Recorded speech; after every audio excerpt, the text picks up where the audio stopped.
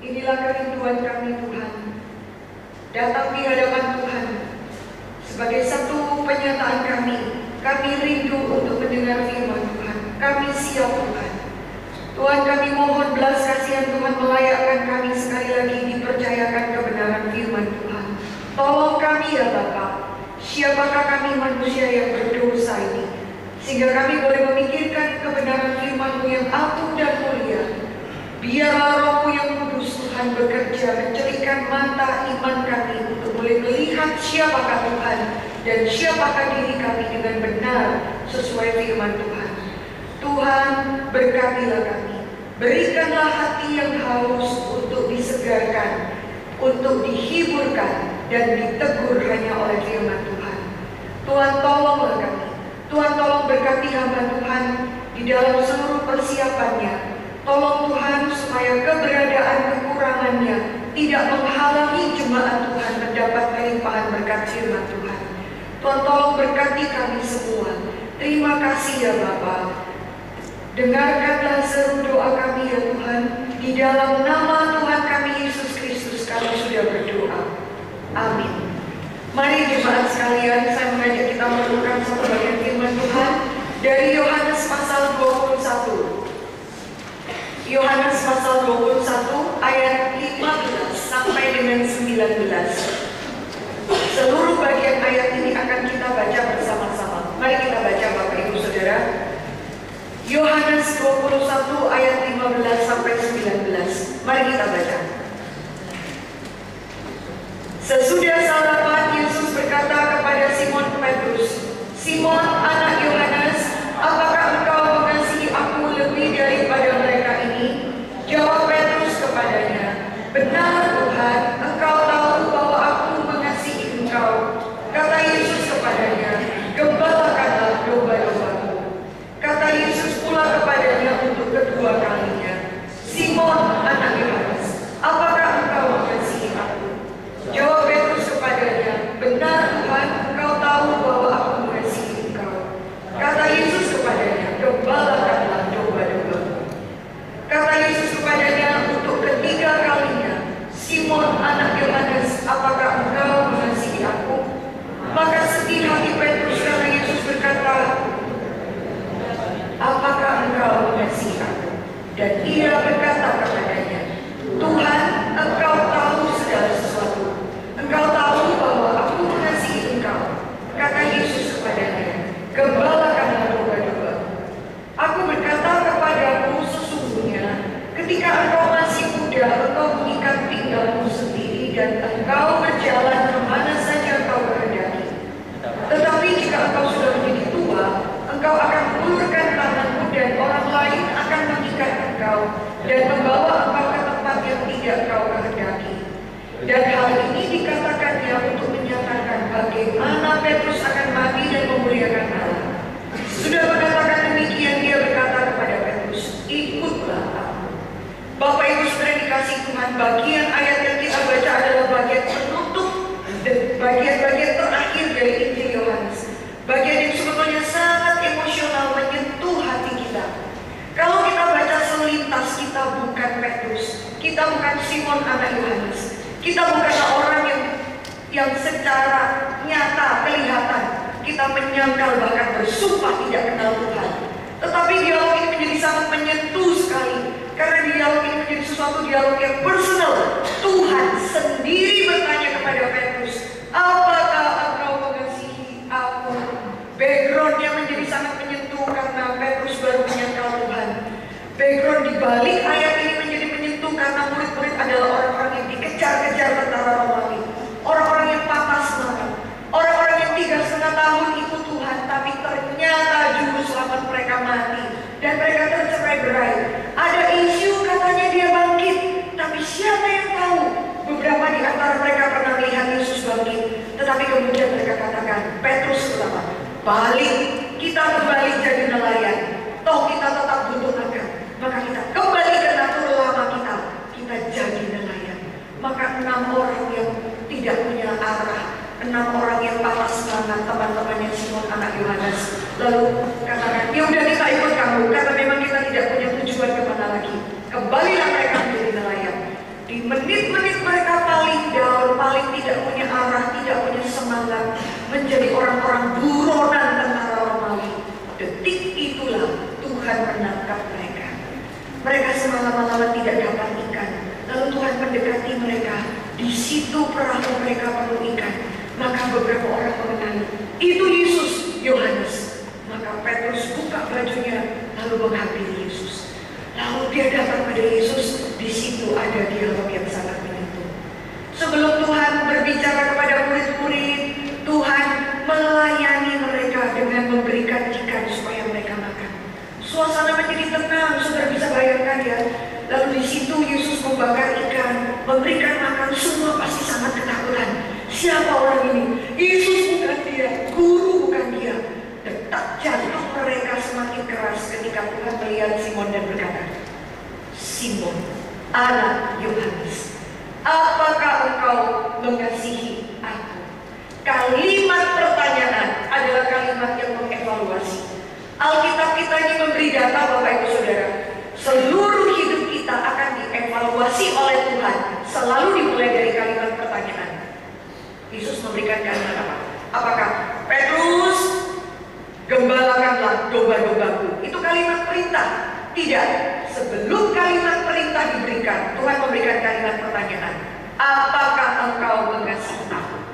Saudara, berilah ruang dalam hidupmu di mana ada kalimat-kalimat pertanyaan. Kalimat pertanyaan dari firman Tuhan. Kalimat pertanyaan yang saudara tahu mungkin Tuhan boleh pakai mulut pendetamu, kadang pakai mulut anak kecil, kadang pakai siaran berita, kadang pakai banyak hal.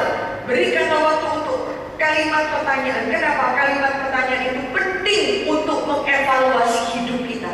Kadang kita tuh di hadapan Tuhan selalu suka dealnya dengan Tuhan adalah kalimat perintah. Pergi kabarkan Injil, pergi melayani, pergi ini, persekutuan doa ini, itu. Saudara mesti berhenti sejenak. Kenapa saya mesti pergi persekutuan doa? Untuk apa saya lakukan pekerjaan ini? Kalimat-kalimat pertanyaan itu mengevaluasi hidup. Kenapa? Karena kalimat pertanyaan itu mulai dari kitab Kejadian. Kitab Kejadian itu dimulai dari kalimat perintah sebetulnya.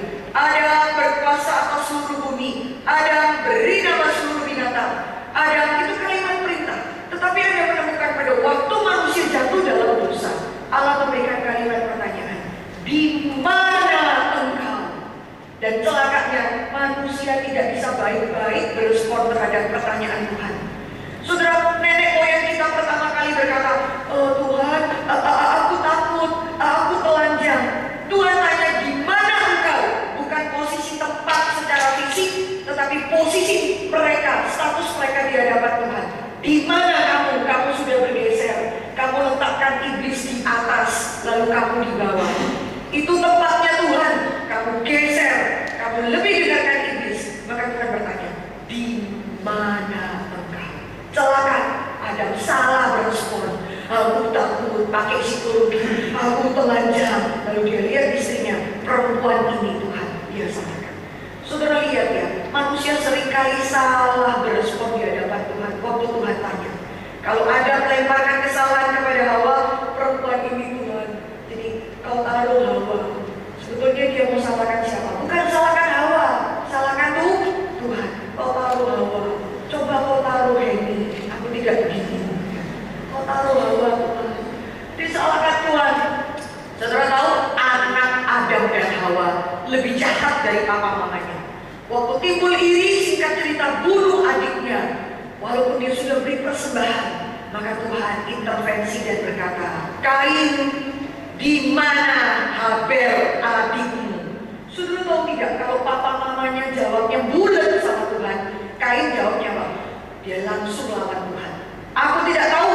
Kejadian pasal 4. Aku tidak tahu. Memangnya aku ini babysitternya Habel? Ya, dia jawab. Memangnya aku ini penjaga adikku? Aku tidak tahu. Ya, lawan Tuhan. Manusia selalu salah berespon di hadapan Tuhan. Saudara, menit-menit awal tahun ini berilah ruang di dalam momen-momen awal ini untuk mempersilakan Tuhan untuk bertanya. Sudah benarkah kau jadi seorang istri? Betulkah motivasi pelayananmu sebagai seorang majelis? Apa yang kau kejar di tengah dunia ini? Kau begitu mati-matian kerja, Bisakah itu semua memuaskan dahaga jiwamu? Beri ruang pertanyaan, bukan kerja, pelayanan. Berhenti sejenak. Dan biasanya pertanyaan dari Tuhan tidak menggunakan. Saudara, kalau Adam bulat, kalau Kain langsung lawan Tuhan, ada seorang begitu saleh dipanggil Tuhan, bisa turunkan api dari langit. Hamba Tuhan yang besar, yang tidak mati langsung naik ke surga. Seperti siapa? Elia. Toh harus berhadapan dengan Tuhan. Tuhan beri pertanyaan apa? Elia, apa kerjamu di sini? Kenapa? Dia baru turunkan api dari langit, tangan sendiri sembelih 450 nabi-nabi Baal. Gagah perkasa luar biasa. Tetapi ada saatnya dia down. Begitu ketakutan dengan seorang perempuan namanya Isabel. Isabel saja ya, memang menyebelkan kok dia. Isabel takut, lalu sembunyi. Saudara, Tuhan tanya dua kali. Elia, apa kerjamu di sini? Memangnya Tuhan gak tahu kalau dia sembunyi? Tapi Tuhan butuh pengakuan jujur. Celaka hamba Tuhan pun bisa gak jujur. Langsung biasanya, kebanyakan hamba Tuhan yang hebat biasanya kalau dievaluasi Tuhan jawabnya, Tuhan, aku bekerja sekiat-kiatnya untuk Engkau. 1 Raja-Raja pasal 19, Bapak Ibu Saudara. Orang Israel membunuh nabi-nabimu, peruntukkan mesbahmu, aku sendiri yang selamat Tuhan. Dikirain Tuhan senang. Elia jawab gitu. Saudara tahu, Tuhan tanya sama persis, kalimatnya sama. Elia, apa kerjamu di sini? Jawab Elia, persis sama. Copy paste. Tuhan, aku bekerja sekian-kiatnya. Orang Israel membunuh nabimu, meruntuhkan mesbahmu. Lalu kalimat terakhir apa? I am the only one. Cuma saya sendiri yang setia padamu. Lupa Tuhan. Tuhan bilang, aku punya 7.000 orang yang mulutnya tidak pernah mencium Baal, skakmat. Lu pikir yang paling cinta Tuhan? Lu pikir yang paling berkorban sama Tuhan?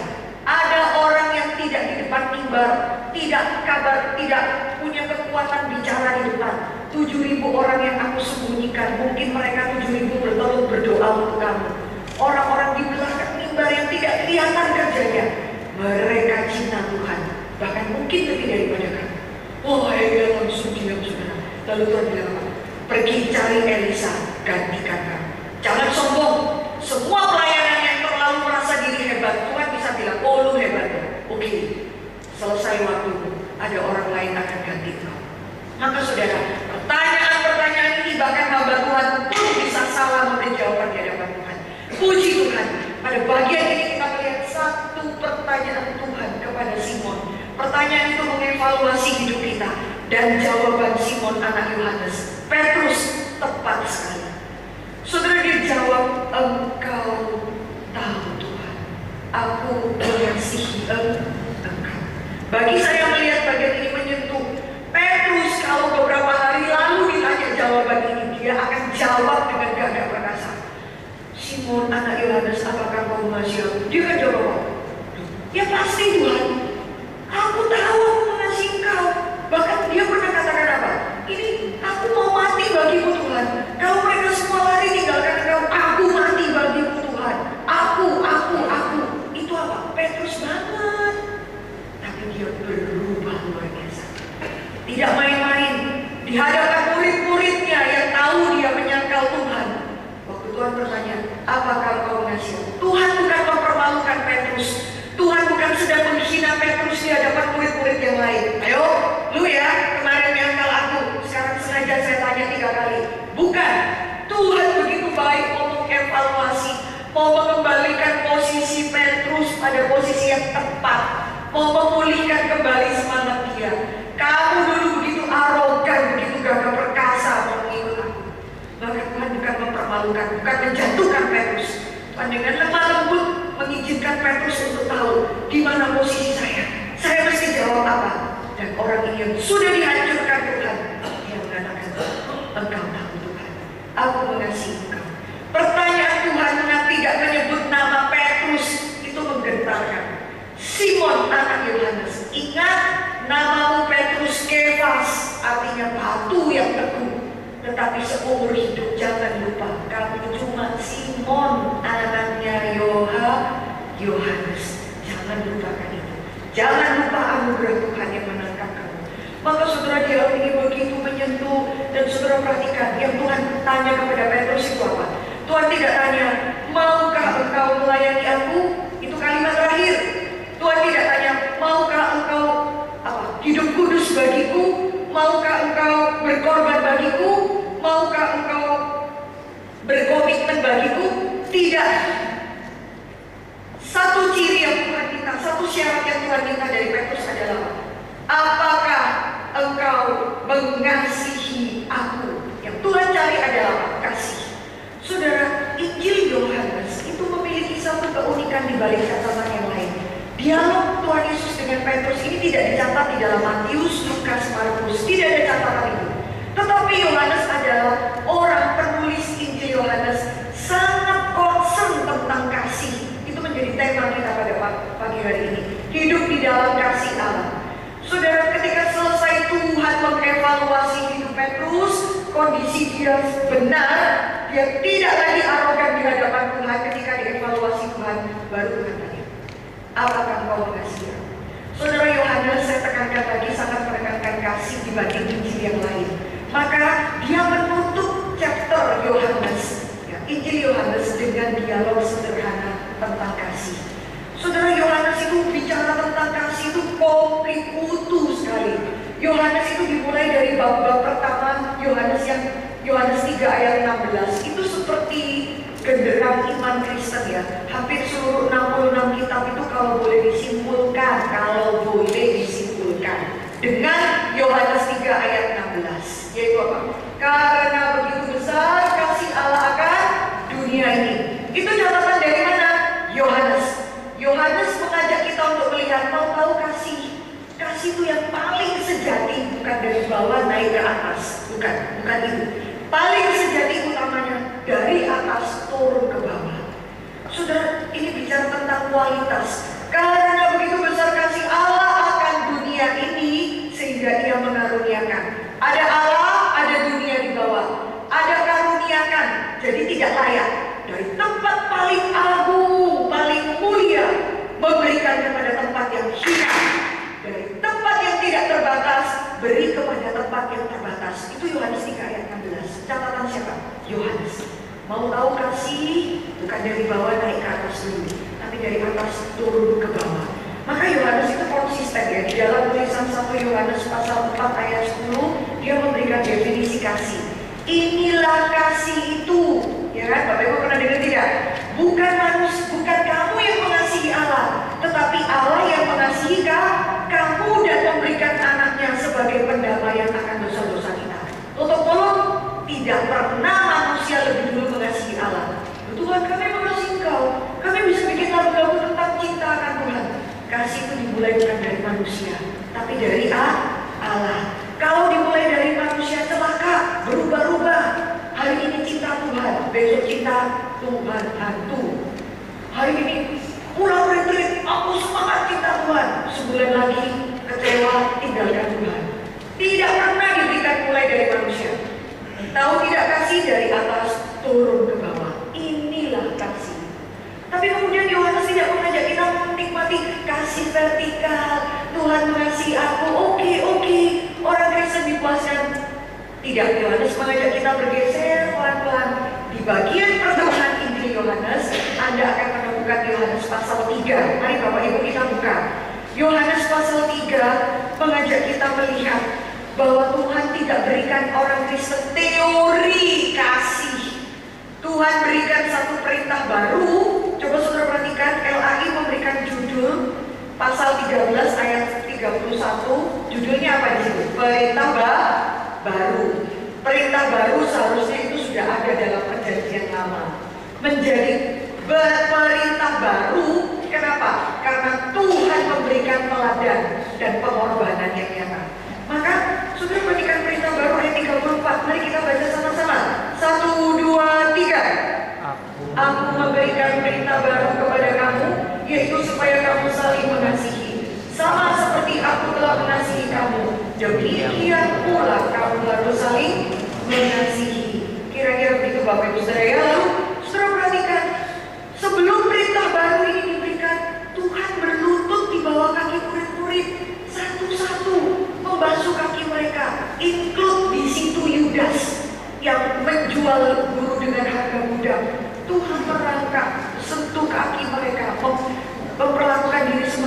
Udah, setelah melakukan itu, lalu Tuhan memberikan pengajaran eksklusif teaching. Satu pengajaran kalimat apa? Aku beri kamu perintah supaya kamu saling mengasihi. Maka kasih itu apa? Kasih bukan teori, kasih bukan sekedar vertikal. Saya terima dari atas ke bawah. Tapi kasih itu apa? Kasih itu mendesak kita orang-orang Kristen untuk mengasihi orang lain. Omong kosong, Alkitab bilang apa? Pembohong kamu. Kalau kamu bilang menerima kasih Tuhan, kalau kamu bilang bisa mengasihi Tuhan, tapi tidak bisa mengasihi sesamamu, pendusta kamu, omong kosong semua itu.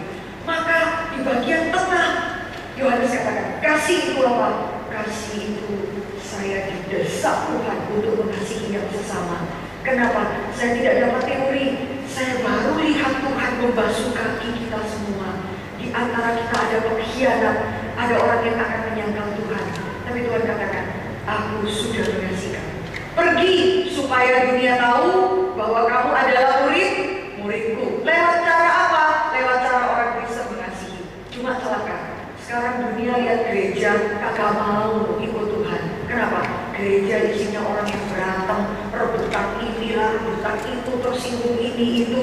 Jadi kadang-kadang malah orang Kristen yang lihat dunia, bukan dunia yang lihat orang Kristen. Tuhan bilang supaya dunia tahu bahwa kamu muridku. Syaratnya apa? Dari cara Anda dan saya mengasihi orang lain, dunia akan kagum. Wah, gak sanggup kayak gitu. Asli mereka orang Kristen. Caranya demikian. Lalu kasih itu dari atas ke bawah, dari bawah mengasihi yang sejajar. Lalu puji Tuhan, kita bisa membaca Yohanes pasal 21, yaitu apa? Kalimat pertanyaan Tuhan kepada Petrus, apakah engkau mengasihi aku? Kasih menjadi sempurna, bukan atas ke bawah saja, bawah mengasihi yang sama-sama di bawah. Lalu Tuhan menutup chapter bagian Yohanes dengan pertanyaan, apakah engkau mengasihi aku? Sempurna, yang bawah mengasihi yang atas. Semua perjalanan hidup kita harus ditutup dengan pertanyaan Tuhan terakhir, yaitu apa? Apakah engkau mengasihi aku? Saudara mau jawab apa di hadapan Tuhan? Saudara, kasih itu penting sekali. Kenapa? Karena Paulus pun menekankan ini. Pengertian kasih menjadi center. Paulus orang yang memiliki kekuatan doktrin luar biasa. Paulus tulis kepada jemaat Korintus. Jemaat Korintus itu jemaat yang berkelimpahan karunia. Mereka jemaat melayani, bisa bahasa roh. Tetapi mereka kekurangan satu, kasih. Di dalam 1 Korintus pasal 13, Bapak Ibu pernah baca tidak waktu Paulus mengatakan kalimat ini?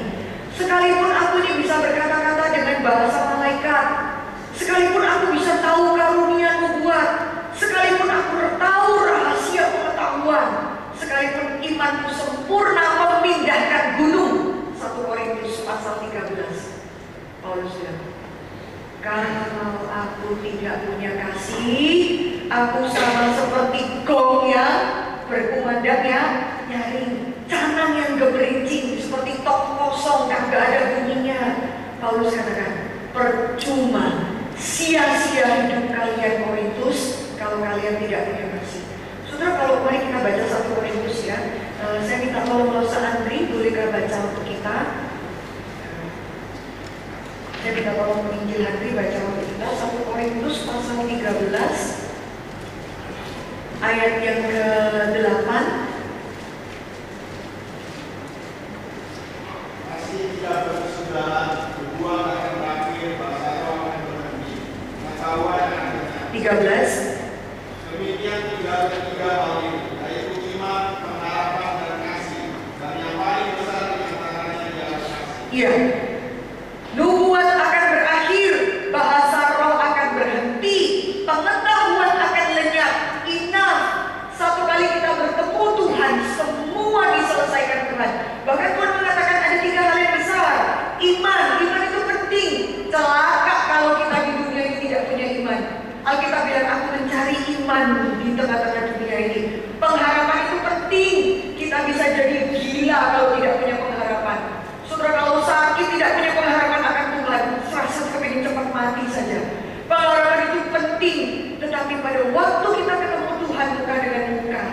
iman disempurnakan. Pada waktu kita ketemu muka dengan muka, pengharapan sudah selesai. Karena sudah ketemu dengan Tuhan yang saya harapkan. Lalu di surga ngapain? Tinggal satu yang tersisa, yaitu apa? Kasih. Menikmati damai sejahtera tertinggi adalah apa? Di surga itu kita menikmati bagaimana suasana saling mengasihi. Saudara, Yohanes pasal 20 pernah catat demikian. Bapa, Engkau mengasihi aku dengan kasih sebelum dunia ini diciptakan. Wah, indah sekali. Engkau mengasihi aku dengan kasih sebelum dunia ini diciptakan. Itu kalimat Tuhan Yesus. Yesus sebelum dunia ini diciptakan ngapain? Anak sekolah minggu saya pernah tanya gini, Tuhan memang harus cipta manusia ya? Oh iya, tapi saya tertarik dengan kalimat harusnya. Kenapa pasti harus? Supaya Tuhan ada kerjaannya, ada temennya. Kalau enggak nanti Tuhan kesepian. Jadi dia tuh bayar Tuhan ciptakan kita manusia supaya Tuhan tuh punya kesibukan gitu saudara ya. Ada lupa dosa ya. Oke, saya akan kirim juru selamat. Kira-kira biar dunia ini rodok rame gitu ya. Kalau enggak ada manusia tuh Tuhan kesepian. Lucu lah ini. Bisa mikir, enggak gitu kali gitu ya. Saya ingat pendeta si tertentu di kelas saya, ada kakak kelas saya tanya, Pak Tom, kenapa Tuhan ciptakan neraka? Dikit-dikit tanya, pertanyaan terakhir itu dia tanya, kenapa Tuhan ciptakan neraka? Saya pikir ya itu tanya bukan mau tahu kadang itu udah mau ngecek ya, mau ngetes dosennya. Saya ingat kalimat saya, Pak Tom jawab, Tuhan desain neraka untuk orang yang banyak tanya seperti kami. Langsung diem dia, sampai 1 jam terakhir nggak tanya-tanya lagi. Dan saya mau balikin lagi ke depan untuk lihat, kadang kita seperti anak kecil, Tuhan itu kayak bodohnya sama kita, maka Tuhan kesepian. Tahu tidak, Allah Tritunggal itu berkelimpahan di dalam hal apa? Mengasihi satu dengan yang lain. Justru kita memiliki Allah Tritunggal itu konsep kasih, begitu kasihnya anak kepada Bapa, maka dia taat datang ke dunia. Begitu kasihnya Bapa kepada anak, maka waktu anak mati Bapa mengatakan, semua lutut harus bertelut, semua lidah harus mengakui. Kenapa? Anak terlalu merendahkan diri, kata Filipi. Maka beri penghormatan kepada anak. Orang yang menghormati anak, dia akan menghormati Bapa. Hebat, itu cinta kasih relasi Allah Tritunggal. Roh Kudus seolah-olah jarang dibicarakan, tapi Roh Kudus berkata, aku datang untuk memuliakan Kristus. Relasi yang mengasihi. Saudara, ini tidak ada di dalam ide agama manapun, agama monoteisme manapun. Allahnya cuma satu, tunggal-tunggal. Ya udah, jadi dari atas, ayo manusia kasih persembahan buat saya. Tidak ada relasi apa-apa. Tritunggal, relasi yang paling inti adalah apa? Saling mengasihi. Maka kalau saudara lihat di bagian ini, iman, pengharapan, kasih. Yang kekal apa? Kasih. Sebelum dunia diciptakan, sampai kita ketemu Tuhan, kasih itu yang Tuhan akan lihat. Dan ini menjadi sesuatu pengertian waktu kita lihat ini, tema ini, hidup di dalam kasih Allah. Bagaimana kita menghidupinya? Saudara, pertama, waktu Tuhan minta, apakah engkau mengasihi aku? Bukan apakah engkau mau mati bagiku? Tidak. Apakah engkau mengasihi aku? Kenapa? Kasih itu adalah inti dari semua kebajikan hidup kita. Semua esensi pelayanan, cara saudara beri persembahan, itu melambangkan berapa besar kasih saudara. Uang itu bukan segala-galanya saudara. Ada orang kasih persembahan ke gereja 10 juta, itu just buang sial. Karena dia memang hidupnya nggak karu-karuan cara dapetin 10 juta. Jadi dia kasih sama Tuhan cuma buang sial. Tapi jangan salah saudara. Saudara tidak bisa juga bilang, yang penting hatinya. Lalu saudara kasih uang seenaknya sama Tuhan, 5.000. Saudara parkir di pasar Ratu nggak bisa loh saudara. 5.000, saudara suruh keluar. Lalu yang penting hatinya. Maaf ya, rupamu. Hati itu penting, tapi juga penting apa yang saudara kasih di depan. Alkitab bilang apa? Paulus pernah bilang apa? Persembahkanlah tubuhmu menjadi persembahan yang hidup. Ternyata persembahan bentuknya daging ini penting di hadapan Tuhan. Itu melambangkan kasih saudara di hadapan Tuhan. Cara saudara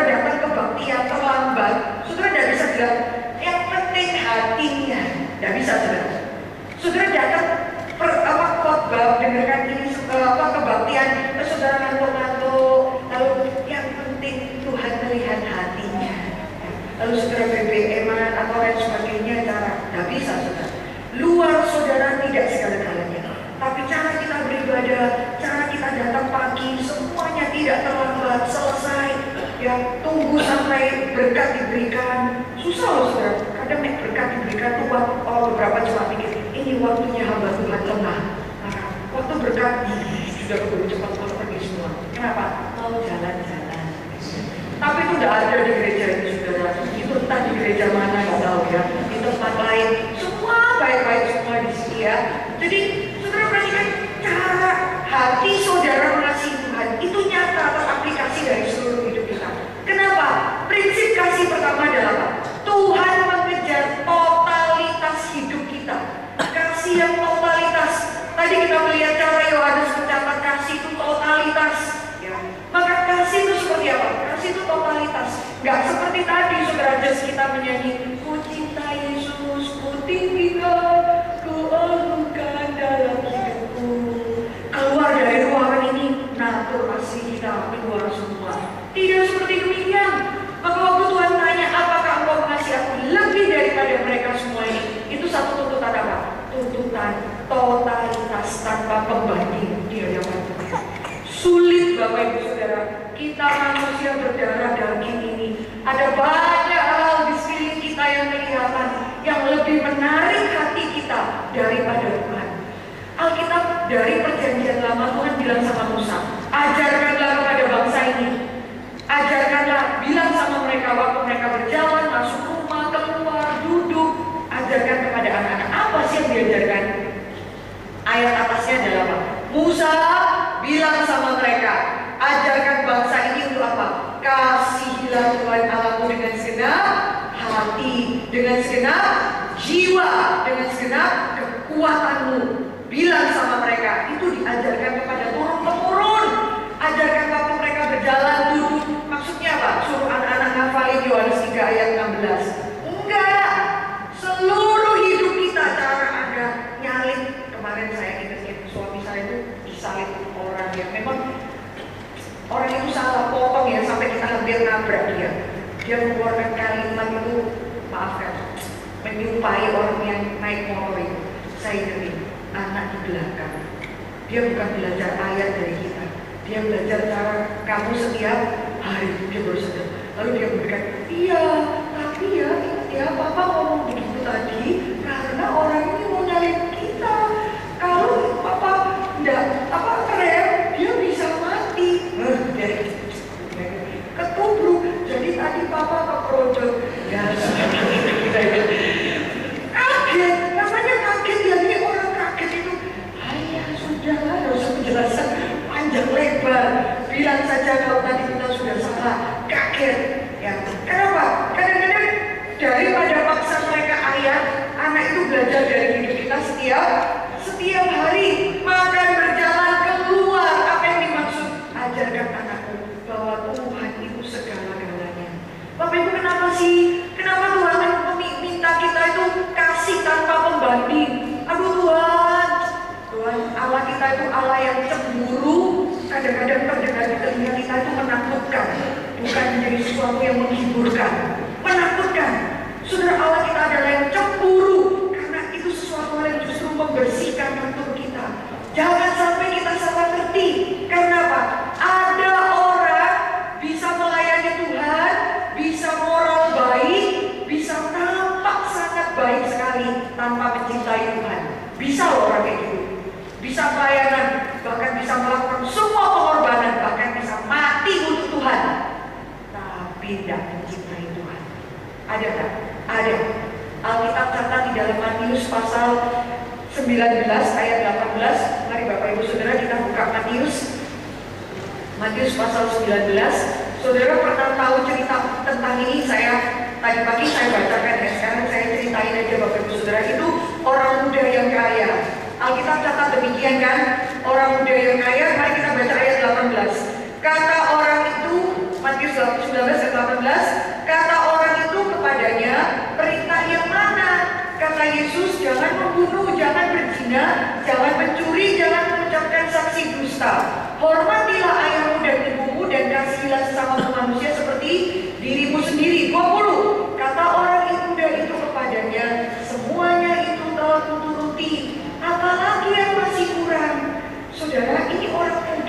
kaya, rohani, orang yang dihargai, dia datang pada Tuhan. Guru, saya bisa dapat hidup yang kekal pakai cara apa? Lalu Yesus bilang, apa sih yang tercatat di dalam perintah Allah? Kira-kira gitu ya. Lalu orang itu tanya, perintah yang mana? Saudara, semua orang Yahudi itu kalau dapat istilah law, perintah, nggak usah tanya, sudah tahu law, it means 10 perintah Allah. Orang Yahudi itu bukan kayak kita orang Indonesia, saudara. Perintah yang mana? Perintah yang mana? Tidak, mereka langsung tahu. Tapi Tuhan sabar. Dia cuma mau ngetes Tuhan. Yang mau nasi, lalu Tuhan bilang apa? Jangan bunuh, jangan berzina, jangan curi, jangan ucap saksi dusta. Hormatilah ayahmu dan ibumu, kasihilah sesama manusia. Saudara, waktu diberikan perintah yang mana? Orang Yahudi tahu perintah itu 2 loh batu yang dipegang Musa. 2 loh batu itu, saudara, loh batu pertama itu berkaitan dengan apa? Manusia mengasihi Tuhan. Loh batu yang kedua itu tulisannya apa? Manusia mengasihi yang sejajar dengan dia. Maka perintah pertama sampai dengan keempat, loh batu pertama, jangan ada Allah lain, jangan buat patung, jangan sujud menyembah, jangan sebut nama Tuhan sembarangan. Kuduskanlah hari Sabat, keempat. Saudara lihat ya, empat-empatnya ini tidak disinggung Tuhan. Tuhan tidak bilang jangan ada Allah lain padamu. Tidak, menariknya Tuhan singgung loh batu yang kedua. Isinya apa? Jangan bunuh, jangan curi, jangan berzina, jangan ucap saksi dusta. Kenapa ya saudara? Kenapa? Apakah orang muda kaya ini sudah lolos sensor loh batu yang pertama? Mengasihi Tuhan? Tidak, itu bagusnya Tuhan. Tidak pemborosan kalimat. Tuhan bilang, ada hukum pertama tidak? Pertama, kedua, ketiga, keempat tidak. Tuhan tahu hukum pertama tidak usah disebutkan. Kenapa? Memang tidak pernah ada di dalam hati dia. Jadi Bapak Ibu bisa nangkep ya, orang muda ini lolos loh. Jangan bunuh, jangan berzina, hormati orang tuamu, jangan meningini. Lalu dia masih tanya sama Tuhan, ada yang lain nggak? Dan semua orang diam. Kenapa? Asli orang ini ciamik soro, baik banget. Semua diam dan Tuhan pun terdiam. Tuhan cuma bilang apa? Baik, juallah hartamu dan ikutlah aku. Itu kalau pakai bahasa sekolah minggu, dieng, pong. Hukum pertama langsung rontok. Tidak perlu disebutkan. Bapak Ibu belajar dari Tuhan Yesus ya. Kalau ngajar orang itu tidak usah pemborosan kalimat. Kalau sama anak itu tidak usah panjang-panjang ngomongnya. Tahu tidak? Kamu dulu begini. Keponakan saya itu saya kalau marahin, Kevin, dengarkan mami omong. Dia bilang apa? Aku itu ngerti loh kalau mami omong. Tapi 1 menit pertama. Habis itu aku udah ngerti mami itu omong apa ini. Karena gitu. Dan saya lihat adik saya kalau marahin anaknya, ya gitu saudara. Bukan fokus pada masalahnya. Waduh, muter-muter. Dulu mami sudah bilang sama kamu lupa ya? Makanya anak itu bilang apa? 1 menit pertama aja aku ngerti. Habis gitu, bingung anakku saudara. Kenapa? Anda dan saya sering pemborosan kalimat. Begini. Tenang saja, kita ngerti anak kita. Lalu bilang, jual harta. Wah, tidak perlu panjang lebar berdebat. Langsung responnya kelihatan. Maka pergilah orang muda ini. Kenapa? Karena hartanya banyak. Saudara, Tuhan itu bukan alergi kita menjadi orang kaya loh saudara. Abraham itu kaya, Ayub kaya, Salomo kaya, Daud kaya. Tuhan bukan anti orang kaya. Saudara, kalau misalnya Tuhan bilang ini, jualah 1/4 hartamu. Ikut Tuhan tidak dia? Ikut tidak? Jadi, jualah 1/2 hartamu. Ikut tidak? Saudara, bayangkan orang kaya, jangan bayangkan dirimu. Orang kaya, saudara itu bayangkan diri aku 3/4. Nah, bayangkan orang kaya, jangan bayangkan dirimu. Aku ya 3/4 itu di apa? Bank 100 juta, 75 juta makan gue, gitu kira-kira. Semua langsung membayangkan diri di hadapan Tuhan ya. Jadi ini Waduh saudara, kalau Tuhan bilang 3/4 kemungkinan besar loh dia ikut. Tapi masalahnya bukan pada hartanya, bukan pada situnya. Masalahnya adalah apa? Tuhan tahu. Dia bisa nampak baik sekali, tapi semuanya dilakukan dengan hati yang tidak mencintai itu Tuhan. Kenapa? Ada Tuhan yang lain. Siapa? Hartanya. Saudara, tidak ada di dunia ini orang yang sebutkan ateis, itu tidak ada. Semua kita itu diciptakan Tuhan untuk menyembah Tuhan. Karena Tuhan itu di atas kita, tidak bisa enggak. Kalau sudah bilang, saya tidak mau cinta Tuhan, pasti ada Tuhan yang lain. Saya orang ateis, tidak percaya Tuhan, omong kosong. Kalau kamu buat Tuhan, pasti di atasmu ada Tuhan yang lain. Kalau tidak uang, harga diri, nama baik, apa? Kenyamanan diri, apapun. Kenapa? Karena Anda dan saya itu diciptakan untuk menyembah. Kalau tidak menyembah Tuhan, ya pasti ada yang lain. Kira-kira gitu ya. Jadi orang kaya ini langsung rontok semua. Maka Bapak Ibu Saudara, hati-hati. Kita bisa tampak baik, bisa melayani di gereja, bisa kasih persembahan, bisa lolos hukum kedua tanpa hukum yang pertama. Celaka. Maka Tuhan di hadapan kita tidak main-main. Tuhan tidak mau Anda dan saya punya gua persembunyian, GR. Saudara kira dengan melakukan semua hal baik ini saudara sudah mencintai Tuhan? Tidak pernah ada kasih kepada Tuhan secara utuh. Maka totalitas itu penting di hadapan Tuhan. Totalitas penting. Saudara, saya punya anakku cuma satu ya. Kami suami istri, hamba Tuhan, sering tinggalkan dia dengan pembantu. Ada evaluasi untuk hidup kami berdua. Saudara, saya ingat waktu dia belum sekolah ya, belum bisa, masih playgroup. Dia rupanya terbiasa kalau lihat di rumah mamanya tidak berdandan, kira-kira gitu ya. Tapi kalau mamanya sudah mulai cepat-cepat berbedak, lipstick, itu berarti mamanya akan tinggalkan dia. Jadi dia satu kali pernah sembunyikan peralatan makeup saya. Terus saya mau keluar, saudara, udah ciloko, masa gini terus gak manisan, gak pedeni gitu ya. Terus apa disini cari semua. Terus saya kayak, Mami, lihat, mama punya bedak sama lipstick. Dia cuma gitu. Tapi namanya anak keluar dari mulut kita, saudara, dari sang bojo, kita harus malah ketahuan pasti lu ya. Saya cari-cari, betul saudara, disembunyikan di sepatu dia. Lipstick saya semua disembunyikan. Saya keluarin, terus saya dudukkan. Terus dia bohong kan? Saya tanya, kenapa? Terus dia bilang, aku udah mau Mami pergi. Kalau Mami pegang-pegang bedak ini, pasti Mami sudah tinggalkan aku. Mami tidak boleh pergi. Saya sedih, saudara. Sedih sekali. Karena dia sering lonely sendirian di rumah, kan papanya juga sering pergi. Tapi dari kecil anak saya sudah saya didik untuk, saya bilang sama dia, Mami, Mama ini seumur hidup sudah serahkan diri untuk jadi hamba Tuhan. Mama juga sayang kamu. Mau sakit, mau mati, demi kamu. Tapi kamu tidak bisa suruh Mama pilih kamu atau Tuhan. Kalau kamu paksa, Mama akan bilang, Mama akan pilih Tuhan. Ngerti? Enggak. Ya saudara, pelan-pelan. Tapi kemudian dia mulai belajar. Mama sayang kamu, dua hal tidak boleh dibandingkan.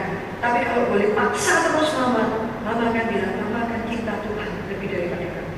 Saudara, kemarin saya dikasih ISIS ya, cerita WA, terus story gimana ISIS itu menangkap beberapa orang Amerika dengan bawa anaknya. Saudara, anaknya itu ditodongkan pistol, gambarnya buruk-buruk gitu ya. Saya sampai lihat, apa ini? Papi, help me, papi. Terus papanya itu disuruh menyangkal Tuhan ya, ceritanya ya. Lalu suruh memuja Tuhan, despise you sekarang. Terus anaknya mau ditembak. Saudara tahu nggak? Papanya itu minta waktu sebentar untuk peluk anaknya, diizinkan. Dia peluk anaknya di dalam video yang goyang-goyang itu, dia beritahu, please, Indonesianya begini ya, Papa tidak bisa bela kamu. Tapi nanti kalau kamu ketemu Tuhan, you may ask Jesus. Kamu tanya sama Tuhan Yesus, kenapa Papa tidak pilih kamu? Langsung, jadi putus ya, filmnya putus karena mungkin cipratan darah orang, ngeri sekali. Tetapi kalimat terakhir itu luar biasa. Papa ini di hadapan tembak anaknya, Daddy, papi please help me. Tapi dia peluk anaknya dan dia bilang apa? Kamu intinya ya, kamu nanti pergi duluan.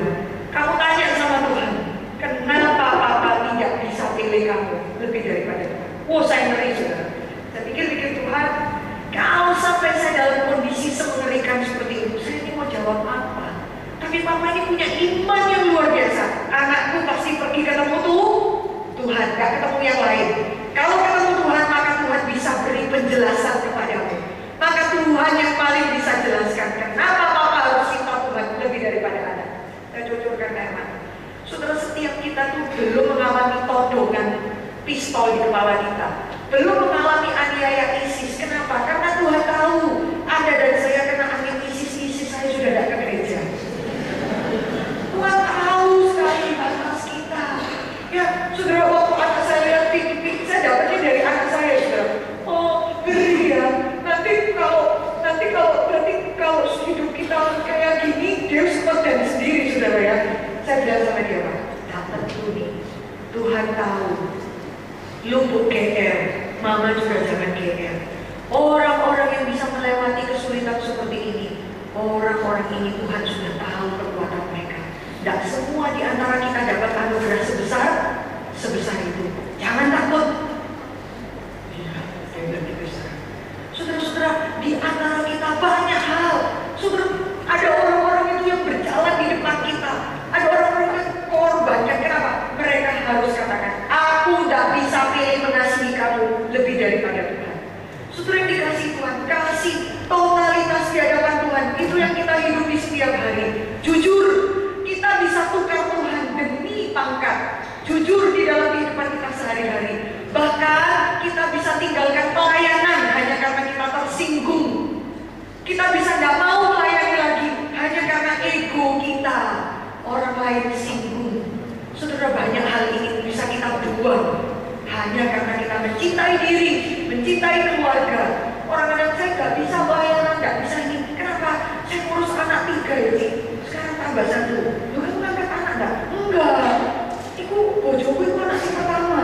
Suruh iku urusannya. Gitu ya. Jadi tidak bisa pelayanan. Saudara, banyak hal kita tidak bisa total di hadapan Tuhan. Hidup di dalam kasih Allah, hidup bersebar saudara totalitas di hadapan Tuhan dengan sungguh-sungguh. Anak saya mau serahkan diri jadi hamba Tuhan.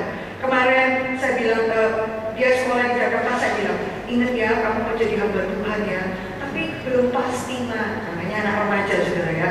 Hari ini A, besok down. Ya tidak apa-apa. Tapi saya bilang apa? Nanti kalau betul-betul kamu jadi hamba Tuhan, ingat mama bilang apa? Suatu hari kamu menginjili di daerah pedalaman, kamu jadi misioneri, terus kamu dengar papa mamamu sakit, dying. Sudah tidak usah bingung antara pelayanan atau pulang ke rumah nengok papa. Saya bilang, pelayanan saja. Nanti tidak ada apa-apa sama papa mama. Saya bilang, nek sampai papa mama mati, jangan pulang. Selesaikan pelayanan dulu, baru nanti selesai kamu tengok lagu dulu papa mama. Dia bilang, mama ini udah gede nih, tidak suka lebay, sedih saudara saya. Kemudian saya tidak suka bayangan-bayangan begitu. Terus ngomong gitu, ditinggal saudara. Tapi saya mau mempersiapkan anak saya, Pak. Saya tidak takut. Saudara, ada satu teman saya bilang, Cik, lu itu salah ngajar anak. Itu ngajari anak umum, ngajari anak ada hormati orang tua. Tidak, saya bilang apa? Saya tahu kalau anak saya sungguh-sungguh bisa mencintai Tuhan, dia pasti bisa jaga papa mamanya. Saya bilang apa? Tidak usah takut, papa mama sudah di dalam Tuhan. Nanti kita ketemu. Ngapain lu? Tengok papa mama dari, tidak tentu mama sudah berikan kamu untuk Tuhan. Jadi seluruh hidup keluarga harus tahu Tuhan yang terutama. Ingat saudara, chapter hidup kita akan dituntut Tuhan. Apakah engkau mengasihi aku lebih daripada kau kasih anakmu, kau kasih istrimu, kau kasih uangmu, kau kasih dirimu sendiri lebih daripada itu. Kedua, hidup di dalam kasih akan Allah itu menolong kita saudara untuk punya kerohanian yang teosentris, tidak antroposentris. Kerohanian yang fokus. Semua motivasi itu karena saya ingin menyenangkan Tuhan, bukan antroposentris. Saudara, Petrus jawabnya indah sekali. Engkau tahu Tuhan. Engkau fokusnya kepada apa? Tuhan. Engkau tahu, bukan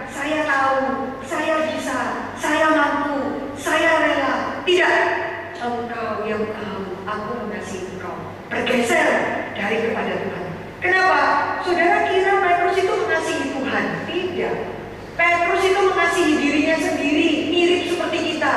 Dan celakanya, hampir semua kejelekan Petrus kita punya. Pertobatan Petrus tidak tentu kita punya. Itu yang menakutkan. Saudara kalau belajar tokoh-tokoh Alkitab, heran ya. Kita kalau lihat kekurangan mereka, aduh, langsung kita tuh rasa mirip. Wah, Daud aja berzina. Apalagi, awas loh kayak gitu. Wah, Abraham aja bisa ragu-ragu sama Tuhan. Apalagi, saudara kalau ada yang jeleknya, kita langsung mirip. Tapi kalau ada bagusnya, itu kan Abraham. Saya bukan. Itu kan Nabi Yesaya. Aku kan bukan Nabi. Saudara nih ono api kagak mirip. Nih ono mirip kabeh. Gitu kira-kira ya. Jadi kalau belajar, aduh, Petrus, wah, mengasihi diri sendiri. Oh, lumayan. Saya ya kadang-kadang ada gitunya ya. Saudara kenapa saya bilang Petrus mengasihi diri sendiri? Nanti saudara baca di rumah ya. Yohanes pasal 13. Itu kan peristiwa ini. Yesus membasuh kaki murid-murid. Saudara masih ingat gak? Yang paling nomor 1 protes kenapa Yesus membasuh kaki siapa? Petrus kan? Dia langsung berdiri. Tuhan, engkau sekali-kali tidak boleh membasuh kakiku. Yohanes pasal 13. Wow, saudara kira Yesus bilang, aduh, dibanding 11 yang lain, kau ini paling mengerti hati guru. Saudara kalau waktu sudah kuat, kau sekali-kali tidak boleh basuh kakiku. Itu mungkin murid-murid yang lain. Aku yuk kati ngomong ya. Kedisikan ini, waduh. Atau mungkin yang lagi caramu gini, cari muka. Tapi pokoknya intinya, wow banget nih Petrus. Wah, tak boleh ya. Kita langsung hebat orang ini. Dia betul-betul mengasihi Tuhan. Enggak. Yesus bilang apa? Yesus bilang gini. Petrus, kalau aku tidak basuh kakimu, kau tidak dapat bagian di dalam aku. Ini beberapa bapak yang kok untuk ngomong gini, kan ada loh, Bapak, saya tidak larang ceritanya ya. Jadi detailnya itu seperti itu. Kalau kau tidak dibasuh kaki, kau tidak dapat bagian. Saudara tahu tidak jawaban Petrus selanjutnya apa? Petrus banget saudara. Petrus jawab apa? Mungkin gini ya, ini gak masalah bagian gitu kira-kira ya. Petrus bilang apa? Guru, jangan cuma kakiku saja, kepalaku juga. Pernah aja gak? Krama sono aku sekalian. Jadi bukan masalah kaki, krama sepedi, krembal sekalian ya. Kepalaku juga Tuhan. Kelihatan aslinya. Saudara kira dia mengasihi Tuhan? Tidak. Dia mengasihi apa? Dirinya sendiri. Wah, kita ini pecinta diri sendiri, saudara. Narsis sejati. Narsis itu sebetulnya nama penyakit jiwa, saudara. Berhubung 1 tahun ini rasanya kok ngetren ya istilahnya. Narsis, selfie, itu nama jenis penyakit jiwa. Untuk orang apa? Orang yang terlalu mencintai diri sendiri. Beberapa yang belajar psikologi ya, Anda tahu ya, kalau ada orang datang sama konselor, Pak, saya itu tidak dihargai mertua saya. Anak-anak itu tidak menghargai. Suami saya juga tidak memperdulikan saya. Itu biasanya orang langsung mikir, oh, ini narsisme tingkat awal. Saya lebih banyak mati. Oh, ini narsisme tingkat tengah. Gitu saudara. Itu istilah untuk orang sakit jiwa. Tapi sekarang ngetren ya, narsis gitu ya. Kenapa? Diri, cinta diri. Wah, hidup kita ini sehari-hari mengajar kita untuk mencintai diri. Aku, lebih daripada Tuhan. 1 tahun lalu, kita tidak punya kamera yang fokus kepada muka kita. Ya kan? 1,5 tahun lalu. Sekarang semua orang beli HP. Saudara kalau survei, saya pernah tanya, orang kalau nyari HP itu nyari yang ada item apa? Saya pergi mau ganti HP. Gitu. Khusus untuk orang Indonesia, Bu, cari yang ada kamera selfie-nya. Khusus untuk orang Indonesia. Tapi kok juga ya, orang kenapa? Orang itu tidak tanya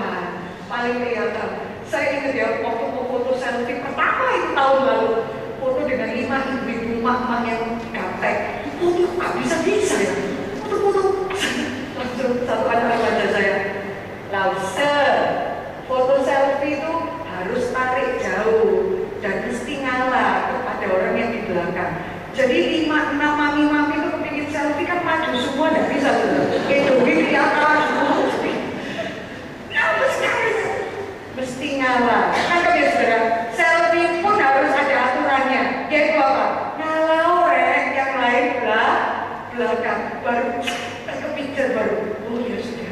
Tapi sekarang kita tuh dikelilingi lingkungan yang memberikan, cintailah dirimu, dirimu paling depan, lihatlah dirimu, terutama waktu paling bagus, foto, cepet, sudah pasang di status WA, status BB.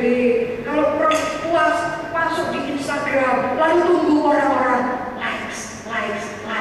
Heran ya, kekurangan kerjaan kayak gini. Tapi saya bilang apa? Saya bilang ya, semua usaha untuk memfoto dirimu sendiri itu tidak ada nilai kekal. Catat saudara. Mau pasang berapa lama? Sebulan Anda bosan. Saya tanya, saudara pasang foto, paling teriak sampai ada berapa orang foto-foto itu saya jatuh jurang, saudara. Kan berapa masuk berita seperti itu ya? Jatuh di kot, ditabrak mobil, heran sekali. Foto-foto pasang. Saya tanya, foto pribadiku selfie ada yang mau bayar 10.000 dah? Ada dah? Tapi di Jalan Pemuda itu ada foto seorang ibu ngangkat sampah. Fotonya itu bisa dihargai 150 juta. Keringat netes, orangnya kurus, ibu-ibu ngangkat sampah, rambutnya alut-alutan, tangan otot di tangannya bisa kelihatan. Wow. Saya ada satu lukisan anak Afrika ya, itu mau ambil roti di sana burung gagak. Cepet-cepetan mana sama burung gagak? Mungkin Anda pernah lihat ya. Itu foto harganya miliaran. Dia saking nggak punya tenaga mau ambil roti, burung gagak di sana jalan, burung gagak terbang bangke. Mau ambil roti yang jatuh itu siapa lebih cepat? Itu foto bisa harga miliaran. Kenapa? Semua hasil yang memfokuskan kepada orang lain punya nilai kekal.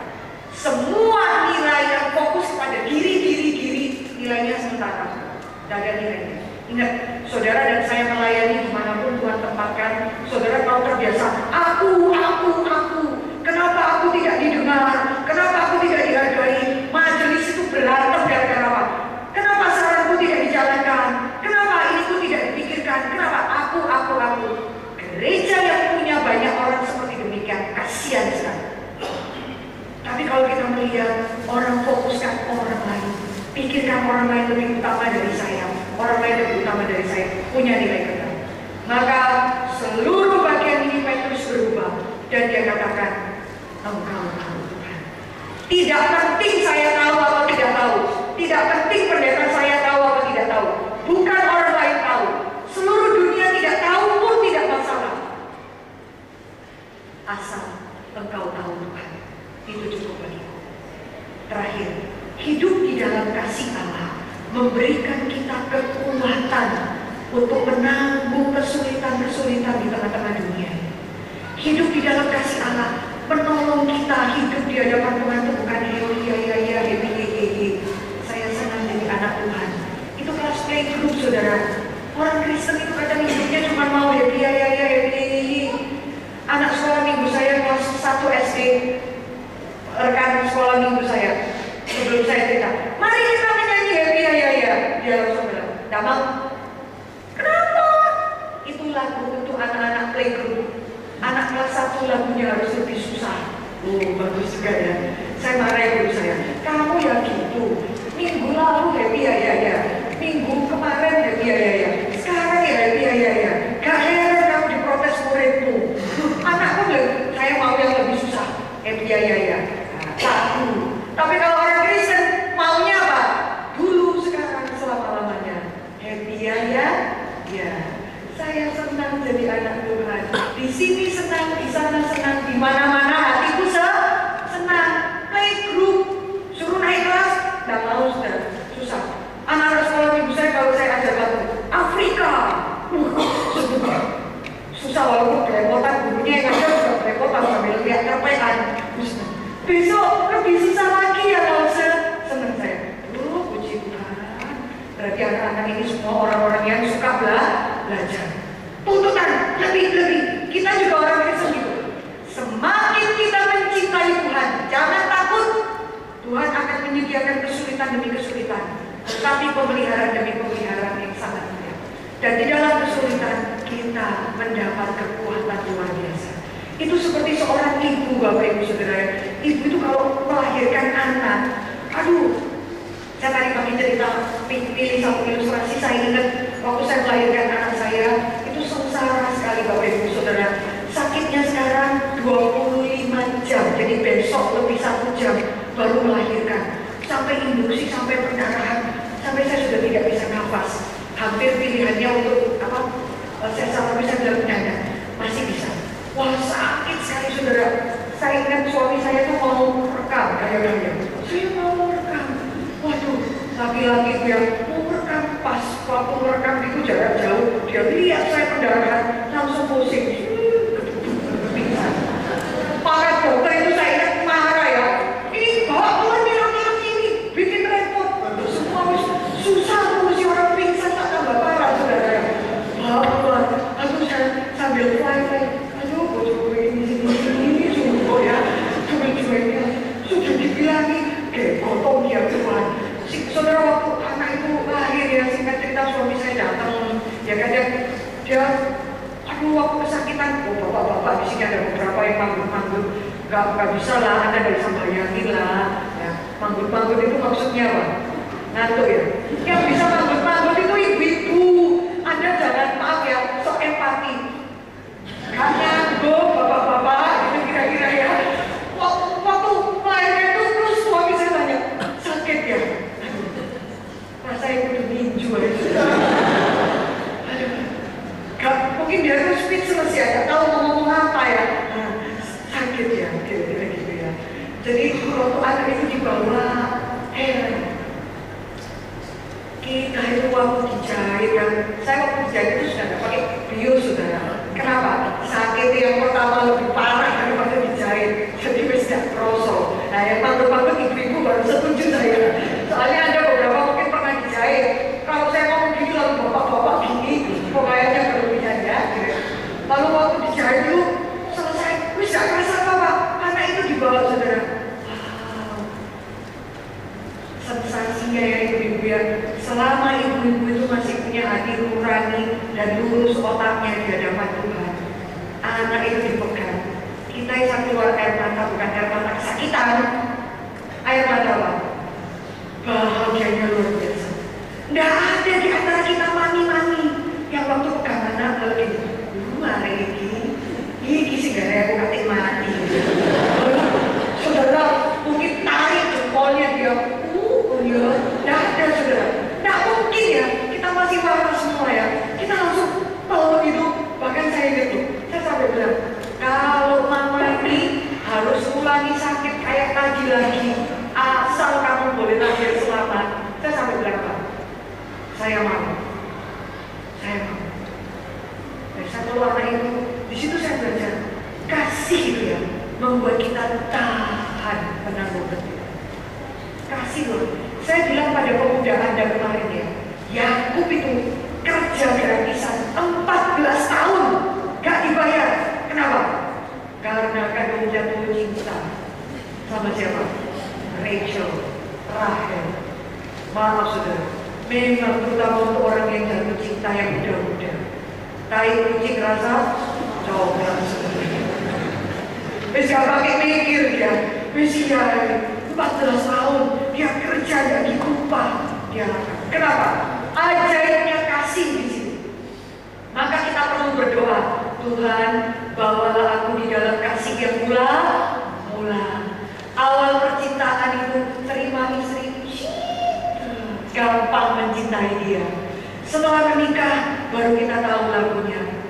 Benar ku mencintaimu, tapi tak segini. Aduh, Tuhan, perjalanan ini terasa sangat melelahkan. Mulai saja melebar ke kiri, melebar ke kanan, sampai maut memisahkan kita. Terima satu paket. Bagaimana bisa dapat kekuatan? Saudara dan saya kita menuntut di hadapan Tuhan. Tuhan, bawalah aku di dalam kasih yang mula-mula, bukan kasih yang sementara. Kasih pertama kali Tuhan menangkap aku, mempertemukan aku, itu yang membawa aku sampai pada end perjalanan hidup. Tuhan memberkati kita Bapak Ibu Saudara. Dan kiranya memasuki tahun yang baru, persembahan yang terindah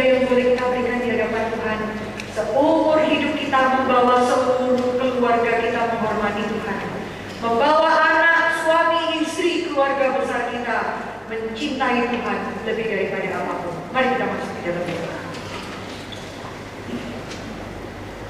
Mari kita tenang teduh di hadapan Tuhan.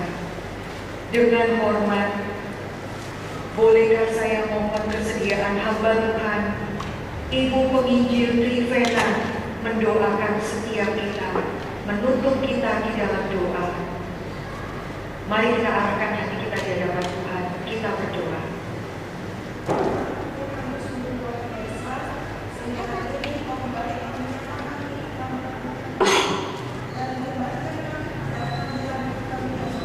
Ya Tuhan,